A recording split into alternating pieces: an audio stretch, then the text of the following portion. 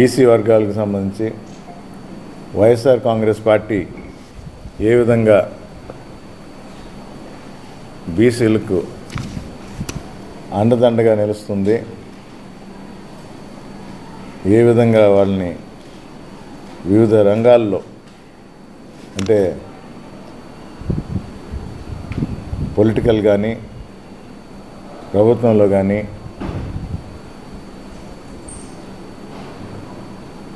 సముచిత స్థానం కల్పిస్తూ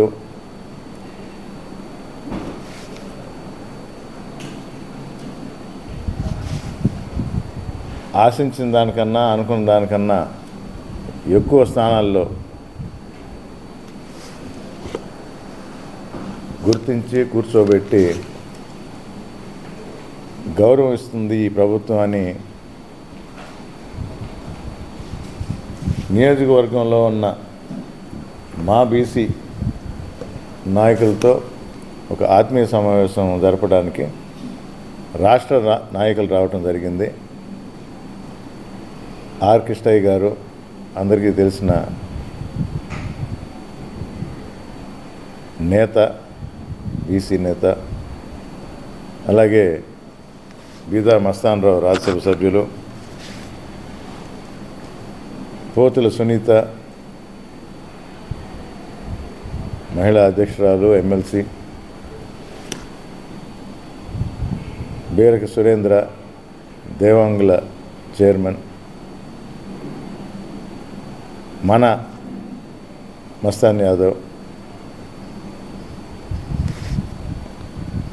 రావాల్సిన వాళ్ళలో మిస్ అయింది మోపిదేవి వెంకటరమణ.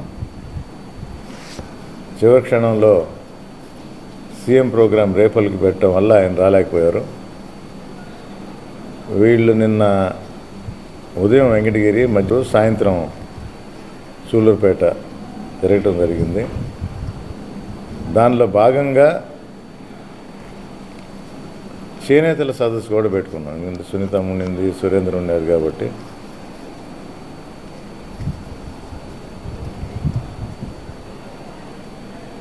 ఆ సమావేశం ఒక ఎత్తు అయితే, ముఖ్య అంశం తర్వాత మీడియా మిత్రులతో కలిసి ముచ్చటిద్దాం అనుకున్నా. వెంకటగిరి అభివృద్ధికి ఒక రోడ్ మ్యాప్ వేసాం. అందుకని దాన్ని అభివృద్ధి ప్రణాళిక అని ప్రతి మండలంకి సంబంధించిన మెయిన్ ఇష్యూస్ తీసుకొని, అన్నీ కాదు, ఎందుకంటే ఒక్కొక్క మండలంలో ఒక 7-8 పాయింట్లే పెట్టగలిగాం. దీనికి మించి చేస్తాము, చేయగలము అనే నమ్మకం ఉంది. అవసరమైన పనులు కూడా ఉన్నాయి. అందుకని మా నాయకులకు కూడా ఆ మండలాల్లో మాట్లాడి చేయాల్సిన పనులు, కానీ దీనిలో మెన్షన్ చేయని పనులు కూడా ఉన్నాయి. కొన్ని మాత్రమే రాసి పెట్టాం. అంటే ఇవి తప్పకుండా జరుగుతాయి, రాయని కూడా జరుగుతాయని వారికి. ఇది ముఖ్య ఉద్దేశం ఏంటంటే, ఒక్కొక్క మండలానికి పోయినప్పుడు, ప్రజలతో మీటింగ్ పెట్టినప్పుడు మైక్ పట్టుకొని హామీలు గుప్పిస్తారు నాయకులు. అలా కాకుండా ఈ ప్రభుత్వం కమిట్మెంట్తో ఉంది. ఇక్కడ ఎమ్మెల్యే క్యాండిడేట్గా కంటెస్ట్ చేస్తున్న నేను అదే కమిట్మెంట్తో ధైర్యంగా పేపర్ మీద పెడతాను, రేపు ఈ పనులు సాధిస్తాను, ఈ పనులు చేస్తాను. అందుకని అక్కడే అన్నీ పెట్టలేదు అని అంటే, ఇంపార్టెంట్ అన్నీ పెట్టేసి మిగతావి కూడా చేస్తామని మా నాయకులకి, మా మండల ప్రజలకి చెప్పడం జరుగుతుంది. నియోజకవర్గం మొత్తం అయినా, అంటే నిన్న ఫోటో కూడా తీసుకుంటారు, మీకు తర్వాత ఇస్తాం. రోడ్ మ్యాప్ అనేది ఈ విధంగా తయారు చేసాం. ప్రతి మండలం రాపూరు, కల్వాయి, డక్కిలి, బాలాయపల్లి, సైదాపురం, వెంకటగిరి, అంటే వెంకటగిరి టౌన్ అండ్ రూరల్ కలపడం జరిగింది. దానిలో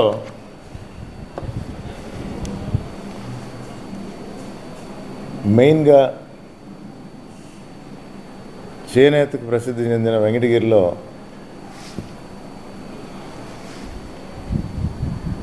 అర్హత అప్ టు 1000 స్క్వేర్ ఫీట్, అదొక పాయింట్.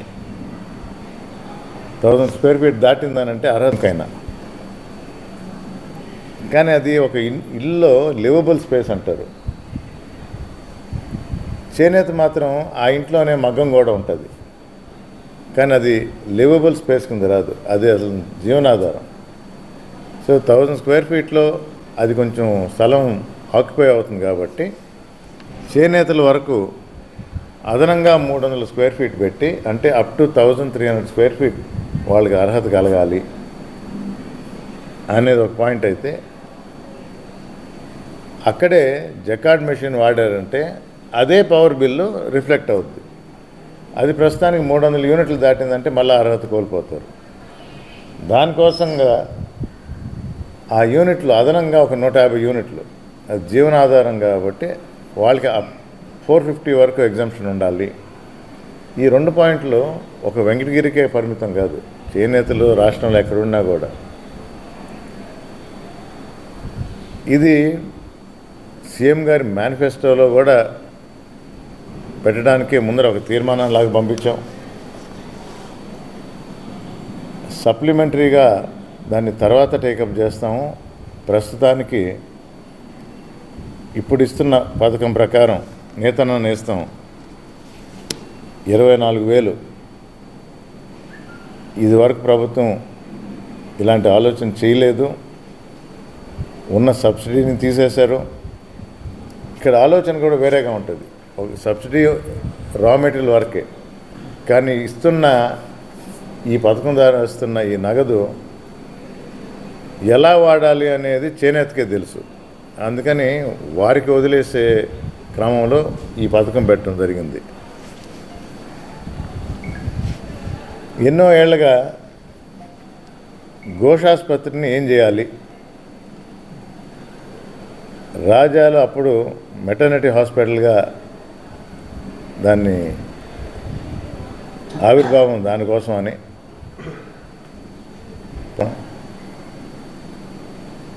దాన్ని పట్టించుకునే వాళ్ళు లేక వారు కూడా ఇది వేరే కార్యక్రమాలకు వేరే దానికి వాడకుండా ఇచ్చింది హాస్పిటల్ కాబట్టి ఆ హాస్పిటల్ ఎలాంటిదైనా అదే వాడుకోవడానికి చేస్తే బాగుంటుందని రాజావారు కూడా ఎన్నోసార్లు ఎన్నో సందర్భాల్లో చెప్పడం జరిగింది. జీజీహెచ్ హాస్పిటల్లో ఈ మధ్య కొంచెం ఎక్స్పాన్షన్ చేశారు, కానీ స్పెషాలిటీ ఫెసిలిటీస్ ఈ ఏరియాకి అవసరం. ఒక డయాలసిస్ సెంటర్ అవసరం, ట్రామా సెంటర్ అవసరం. అందులో దగ్గరలో మంచి ఇన్స్టిట్యూషన్స్ ఉన్నాయి. మున్ముందు ఈ పట్టణమే మార్పు చెంది బెటర్ సిటీగా రూపాంతరం చెందాలనే ఒక ఆలోచనతో తప్పకుండా ఒక స్పెషాలిటీ హాస్పిటల్ గవర్నమెంట్ నుంచి శాంక్షన్ చేయించి ఆ ఏరియాని హాస్పిటల్ కానీ దానికి సంబంధించిన ఇతర కార్యక్రమాలు ఏదన్నా ఉంటే అన్నీ కూడా హాస్పిటల్ రిలేటెడ్ ఆ ఘోషాసుపత్రి ఆవరణలో పెట్టాలని నిర్ణయం జరిగింది.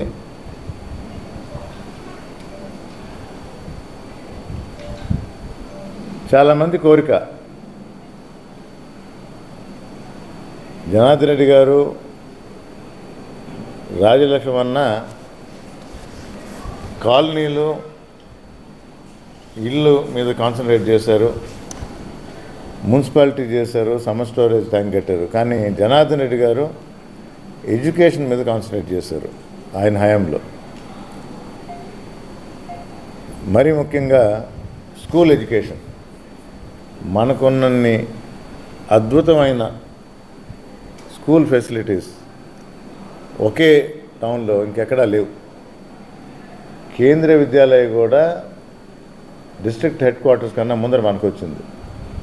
మోడల్ స్కూల్ కానీ, గురుకుల పాఠశాలలు కానీ, కస్తూర్బా కానీ, ఇవన్నీ టాప్ ఆఫ్ ద లైన్ అనే చెప్పవచ్చు. అంటే బెస్ట్ ఆఫ్ ది బెస్ట్. అక్కడి వరకే ఆగింది.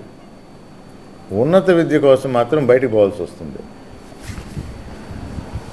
మరి ఎందుకో ప్రతి ఒక్కరూ ఇంజనీరింగ్ మనకి ఇంజనీరింగ్ కాలేజ్ ఉంటే బాగుంటుందంటే, అలాంటి ఇన్స్టిట్యూషన్ నడిపే వ్యక్తిగా, దాని మీద అవగాహన ఉన్న వ్యక్తిగా కొందరు మేధావులతో కూర్చొని డిస్కస్ చేసిన తర్వాత ఇప్పటి యూత్కి కావాల్సిన కంప్యూటర్ బేస్డ్ స్టడీస్, ఎందుకంటే మారుతూ ఉంది. అసలు ఇంజనీరింగ్ కన్నా డిగ్రీ కాలేజీలోనే కంప్యూటర్ బేస్డ్ కోర్సులు వస్తూ ఉన్నాయి. యువతకు ఉపాధి కూడా ఎక్కువ అవకాశాలు అక్కడ ఉన్నాయి. కానీ అది ఒక సరైన క్రమంలో చేయాలి. అందుకని కంప్యూటర్ బేస్డ్ కోర్సెస్, అది ఏదైనా కానీ, అది ఇంజనీరింగ్ కానీ లేదా డిగ్రీలో కానీ, కంప్యూటర్ బేస్డ్ కోర్సెస్ తీసుకొని రావడానికి తప్పకుండా ఆ పని చేస్తాం. మనకు ఆల్రెడీ కొన్ని కాలేజీలు ఉన్నాయి. దాన్ని ఏ విధంగా గైడ్ చేసి మన పిల్లలకు ఉపయోగపడేలా ఉన్న కోర్సుల్ని వాటిలో పెడదామని చేస్తామని అదొక పాయింట్గా పెట్టుకున్నాం.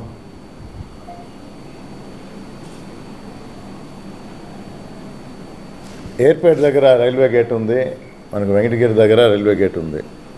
రెండిటికి road over bridge, rail over bridge ఇది పెట్టాలని ఎప్పటి నుంచో అనుకొని మన ఎంపీ గారితో కూడా మాట్లాడటం జరిగింది.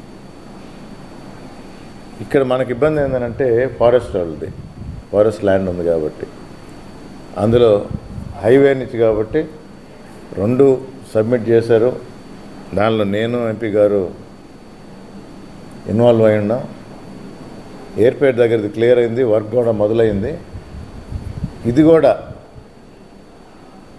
ఈ 5 సంవత్సరాల్లోనే క్లియరెన్స్ తీసుకొని వచ్చి ఫారెస్ట్తో కూడా మాట్లాడటం జరిగింది. పబ్లిక్ పర్పస్ కోసం కాబట్టి తప్పకుండా ల్యాండ్ ఇస్తామన్నారు. పేపర్ అది, కానీ తప్పకుండా అది చేసి ప్రజలకు అందుబాటులో తీసుకువస్తామని మీ ద్వారా తెలియజేసుకుంటుండా.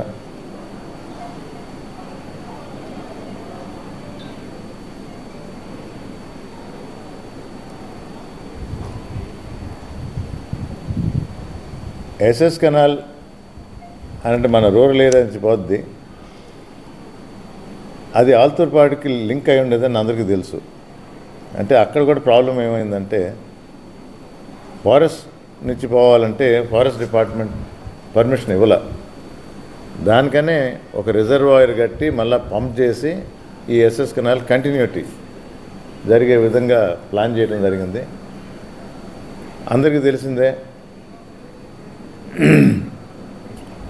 అప్పటి ఎమ్మెల్యే గారు దానికి అడ్డుపడటం, అభివృద్ధికి ఆటంకం కలిగించడం,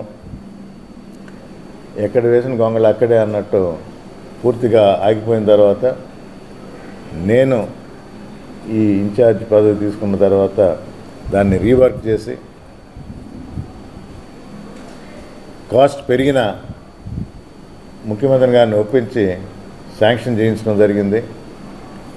పేపర్ వర్క్ రెండోసారి కాబట్టి పేపర్ వర్క్ కొంచెం ఎక్కువ ఉంటుంది, ఇంకొంచెం డీటెయిల్గా చూడటం జరుగుతుంది. ఫారెస్ట్ కొంచెం మళ్ళీ అక్కడ కూడా ప్రాబ్లం అయింది, అది క్లియరెన్స్ అయింది. ఇరిగేషన్ డిపార్ట్మెంట్ అవసరమైన సాయిల్ కూడా క్లియరెన్స్లు తీసుకున్నాం. పాత కాంట్రాక్టర్ క్లెయిమ్ లేకుండా వైదొలగడానికి కూడా మాట్లాడటం జరిగింది, వాళ్ళు కన్కరెన్స్ ఇచ్చారు. ఈ పేపర్ వర్క్ అంతా ఒక 5% మిగిలిందేమో, అన్నీ పూర్తయినాయి. రేపు తిరిగి వైఎస్ఆర్ కాంగ్రెస్ ప్రభుత్వమే రాబోతుంది, జగన్మోహన్ రెడ్డి గారు ముఖ్యమంత్రిగా ఉండబోతున్నారు. వెంటనే ఈ ప్రాజెక్ట్ని టేకప్ చేసి ఒక డెడ్లైన్ పెట్టుకున్నాం, 2 సంవత్సరాల్లోనే పూర్తి చేయాలని. తప్పకుండా అది పూర్తి చేసి ప్రజలకు అంకితం చేస్తామని మాటిస్తున్నాం.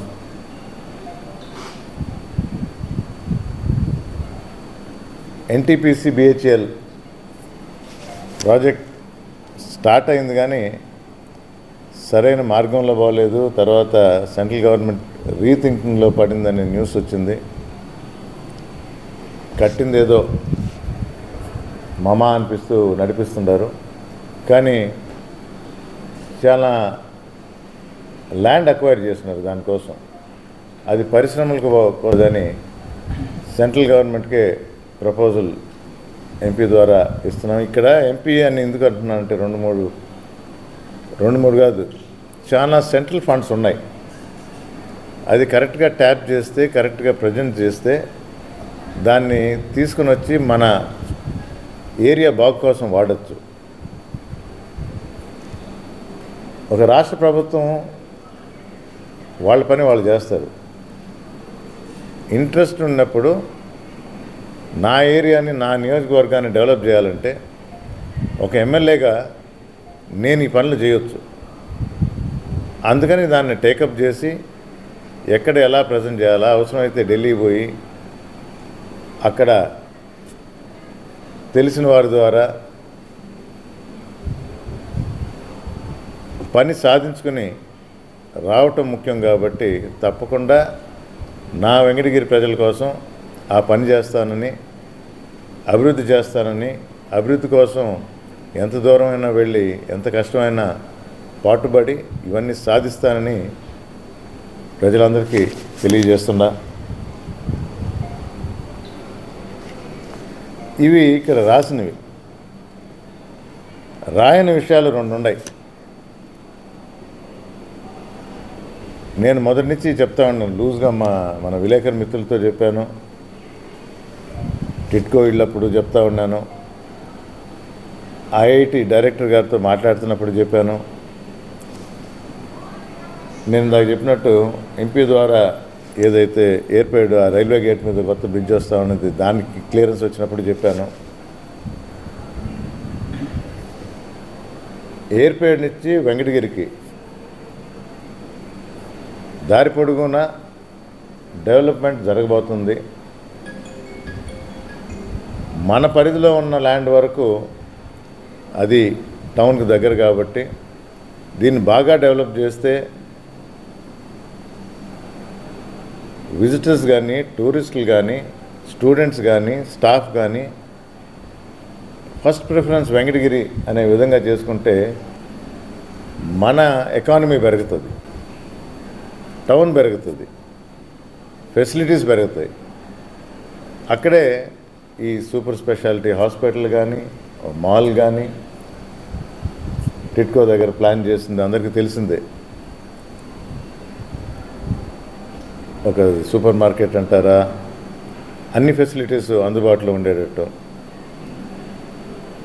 దానికి అనుగుణంగానే ల్యాండ్ ఇవ్వమని ఫారెస్ట్ వాళ్ళని అడిగితే పాత రోజుల్లాగా ఇప్పుడు వీలు కాదు అని చెప్పినప్పుడు అక్కడ నగరవనం పెట్టడం జరిగింది. చాలా ప్రౌడ్గా ఫీల్ అవుతా. నేను పదవి లేకుండా ఉన్న 1 సంవత్సరంలో 110 ఎకరాల నగరవనం టేక్ ఆఫ్ అయింది. దాన్ని ఎవరు ఇంకా ఆపలేరు. ఎకరా పార్కులు ఉండి దాన్ని డెవలప్ చేస్తామనే దగ్గర వెంకటగిరికి 110 ఎకరాల పార్క్ రాబోతుంది. అది ఒక ఫైనల్ షేప్కి వచ్చేటప్పటికి ఒక 3-4 సంవత్సరాలు పట్టచ్చు. కానీ 30-40 సంవత్సరాలు ముందుండే వాళ్ళు కూడా దాన్ని అనుభవిస్తారు, ఆస్వాదిస్తారు. రేపు లంగ్ స్పేస్ అనేది దానివల్ల కుదురుతుంది. ఇక్కడే కాదు, మీకు ఎయిర్పోర్ట్ నుంచి కూడా అది ఒక మేజర్ అట్రాక్షన్ అవుద్ది.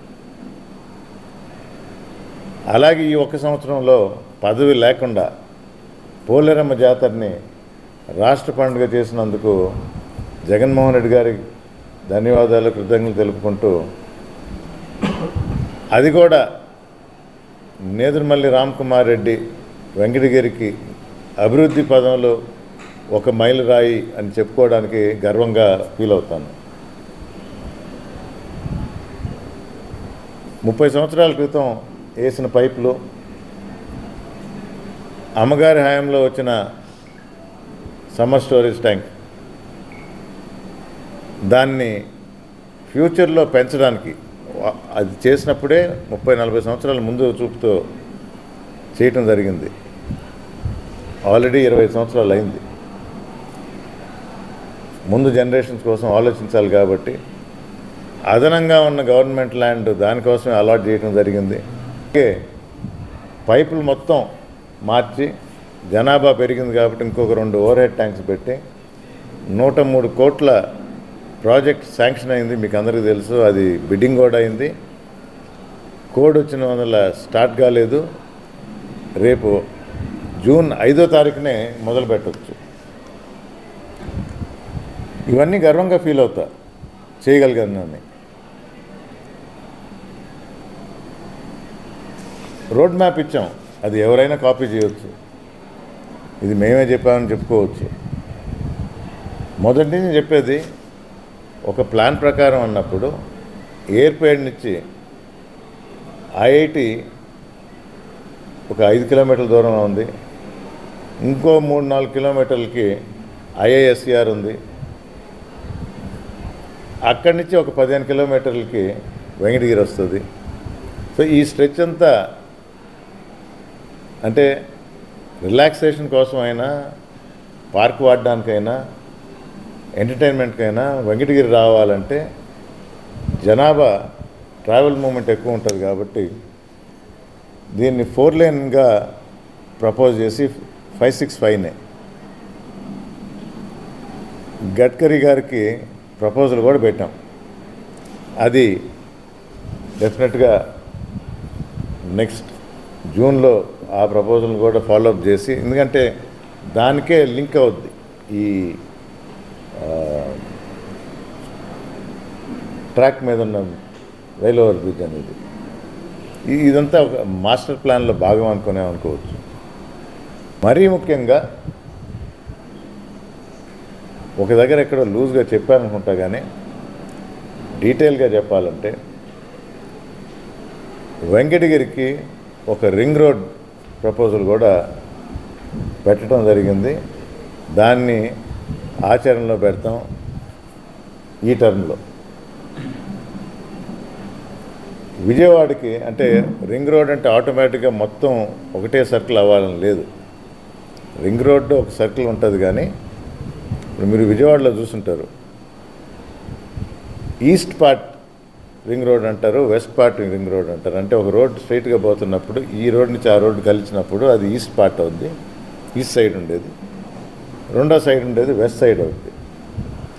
అదే క్రమంలో మనం కూడా వెంకటగిరికి ఈస్ట్ సైడ్ ఫస్ట్ టేకప్ చేస్తాం. అంటే దానివల్ల ఏమవుద్దనంటే తిరుపతి రోడ్ నుంచి గూడూరు రోడ్ లింక్ అవుద్ది, నాయుడుపేట రోడ్ నుంచి గూడూరు రోడ్ లింక్ అవుద్ది, తర్వాత రాపూర్ రోడ్ లింక్ అవుద్ది. అది ఈస్ట్ పార్ట్ అవుద్ది. వెస్ట్ పార్ట్ నెక్స్ట్ ఫేజ్లో తీసుకుంటాం. సో దీన్ని ప్రపోజల్స్ పెట్టాం. ఇన్ ప్రిన్సిపల్ శాంక్షన్ వచ్చిన తర్వాత ఒక డిపిఆర్ అనేది రెడీ చేస్తారు, డీటెయిల్ ప్రాజెక్ట్ రిపోర్ట్. తప్పకుండా అది కూడా ఆచరణలో ఈ 5 సంవత్సరాల్లోనే టేకాఫ్ అవుద్దని ప్రజలందరికీ తెలియజేస్తుండా. ఈ ఆలోచనలతో, ఈ అభివృద్ధి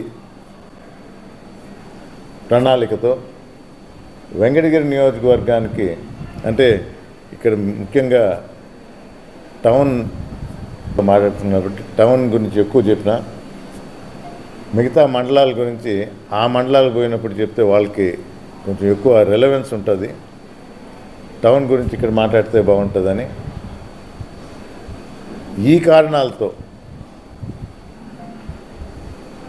ఈ ఆలోచనలతో మీ ముందుకు వస్తున్నాను అని తెలియజేస్తూ, మీ ఎమ్మెల్యేగా సేవ చేసే భాగ్యం కల్పిస్తే ఇవన్నీ ఈ వెంకటగిరి అభివృద్ధి ప్రణాళికని ఆచరణలో పెట్టి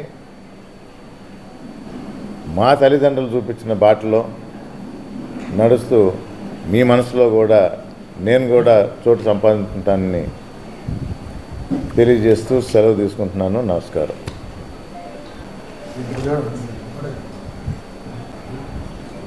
తో పాటు మీ తండ్రి గారు దివంగత మాజీ ముఖ్యమంత్రి జనార్దన్ రెడ్డి గారు కోడూరు వెంకటగిరి రోడ్డును శంకుస్థాపన చేస్తున్నారు. ఆ యొక్క రోడ్డు పునరుద్ధరణకు మీరేం చర్య చేపడతారా? నిజం చెప్పాలంటే నా భారీ ప్రాజెక్టుల ఆలోచనలో అది కూడా ఒక ఆలోచన. ఎందుకు చెప్పలేదంటే ఆల్రెడీ నా శక్తి కన్నా కొంచెం ఎక్కువే వెళ్ళున్నాను. చెప్పిన వరకు చేస్తేనే అట్లీస్ట్ టేక్ ఆఫ్ అయితే నేను చాలా సంతోషిస్తా. తప్పకుండా అది కూడా ఒక ప్లాన్ ఉంది. ఇన్ఫ్యాక్ట్ ఇంకా ఇప్పుడు అడిగారు కాబట్టి అది కూడా ఏదైనా సీక్రెట్ కాదు, అది కూడా చెప్పేస్తా. జనార్దన్ రెడ్డి గారు ప్లాన్ చేసినప్పుడు కోడూరు నుంచి ఇటు ఆ ఫారెస్ట్ ల్యాండ్ ఉంది, హిల్స్, అందుకని ఘాట్ రోడ్ వేయాలా. ఇష్యూ ఎక్కడ వచ్చిందనంటే సేమ్ ప్రాబ్లం, ఫారెస్ట్ వాళ్ళు వాళ్ళ ల్యాండ్ ఇవ్వరు, దాన్ని జస్టిఫై చేయాలా. అంటే ఆ రోడ్డు చాలా ఉపయోగం అవసరం, మొత్తం జనజీవనం స్తంభించిపోయింది కాబట్టి ఈ రోడ్డు వేయకపోతే ముందుకు జరగదు. ఇప్పుడు ఏదో రౌండ్ అబౌట్ అన్నట్టు పెద్ద రౌండ్ కొట్టి వస్తున్నాం. దాని ప్రకారం పెరగాలి, రవాణా పెరుగుతుంది, జనాభాకి ఈజీగా ఉంటుంది, డిస్టెన్స్లు తగ్గుతాయి, అవన్నీ కరెక్ట్. కానీ అదొక ఛాలెంజ్గా ఉండింది ఆ రోజుల్లో. నేను అదే ప్రపోజల్ అనుకున్నాను, పెట్టబోతున్నాను, కానీ దీనిలో పెట్టలేదు, మీకు చెప్పలేదు. ఫ్యూచర్ ప్లాన్ కింద వస్తుంది. కానీ మీకు చెప్తా, చిన్న చేంజ్ ఏందనంటే ఫారెస్ట్ రోడ్లో అబ్జెక్షన్ చేయకుండా దీన్ని ఎలా చేయగలం అని ఆలోచించినప్పుడు నాకు చాలా సింపుల్గా దొరికింది సొల్యూషన్. సొరంగం, టనల్ కానీ పెడితే ఫారెస్ట్ అబ్జెక్ట్ చేయడు, ఎందుకంటే ఆయన వన సంపద ఎక్కడ ఇబ్బంది ఉండదు, వాళ్ళకి మెయిన్గా అదే. ఇది కూడా నేను ఎక్కడి నుంచో నా సొంత ఆలోచన అనుకోవద్దు. రైల్వే లైన్ వేశారు, అది సొరంగం. సో ఇష్యూ లేకుండా, కానీ ఖర్చు ఎక్కువ. దాన్ని జస్టిఫికేషన్ చేయగలిగితే అందులో ఇప్పుడున్న టెక్నాలజీతో చాలా ఈజీగా అయిపోతుంది. ఆ రోజుల్లో జనార్దన్ గారు ఆలోచించినప్పుడు అసలు టెక్నాలజీ కూడా లేదు, ఇప్పుడు ఉంది. సో డెఫినెట్గా ఆ విధంగా ఆలోచిస్తుందా ఫ్యూచర్లో అది కూడా, ఆ కళ కూడా జనార్దన్ రెడ్డి గారి కళే నిజం కాబోతుంది. దానికి కూడా ప్రయత్నం చేస్తాను, సాధిస్తాను కూడా. కానీ టన్నల్ ద్వారా చేస్తేనే కరెక్ట్గా ఉంటుంది, ఎవరికి ఇబ్బంది లేకుండా. ఇంకా డిస్టెన్స్ కూడా తగ్గుతుంది, ఈ ఘాట్ సెక్షన్ కన్నా ఇంకా డిస్టెన్స్ కూడా తగ్గుతుంది.